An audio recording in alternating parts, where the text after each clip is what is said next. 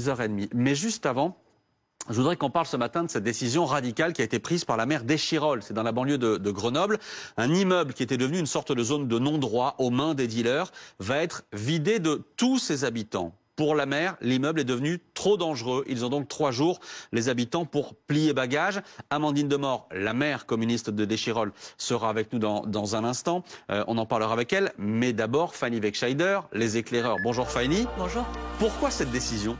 Eh bien parce que les habitants de ce bâtiment qui comporte 80 logements, dont une trentaine qui sont à peine utilisés de manière légale, s'exposent, je cite, à un danger de mort permanent. C'est ce que déclarent les arrêtés municipaux qui ont été publiés et affichés hier à Échirolles par la police nationale. C'est écrit noir sur blanc. Il s'agit d'une mise en sécurité de l'immeuble qui est donc temporairement inhabitable. Pourquoi ? Parce qu'il y a un risque incendie et électrique en lien avec de nombreuses dégradations générées par le trafic de drogue. Il s'agit de fils retrouvés dénudés, d'armoires électriques cassées, de logements dégradés ou encore de sorties bloquées. Et puis plus récemment également d'un climat insécuritaire. Je cite toujours ces arrêtés, en lien avec les fusillades liées à la guerre des gangs touchant ces quartiers et ces territoires ces dernières semaines. Je vous propose d'ailleurs d'écouter le policier qui a été responsable de cette opération d'évacuation et d'information hier de ses habitants.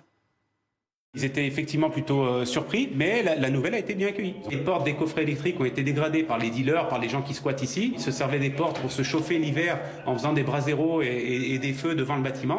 L'objectif de ces évacuations étant de permettre donc de réaliser des travaux de remise en état, de remise en sécurité ces 3 prochaines semaines. Ça fait longtemps que les habitants se plaignent. Oui, en effet, ça fait très longtemps, même plusieurs années, si on en croit même déjà le communiqué, l'arrêté municipal lui-même qui décrit un trafic de drogue qui pourrit la vie de ses résidents. Et puis également la presse quotidienne régionale qui le décrit, vous voyez, dans toutes ces coupures de presse, des incendies qui détruisent un studio, des matelas brûlés, des hommes blessés par balles, puis également des gendarmes qui démantèlent un trafic de drogue. Ça, c'est quasiment récurrent depuis plusieurs années, comme en attestent également des habitants, vous allez le voir, d'Échirolles eux-mêmes et de cet immeuble, le Carrare, qui ont d'ailleurs mis en place une pétition, c'était en début d'année, en janvier de cette année.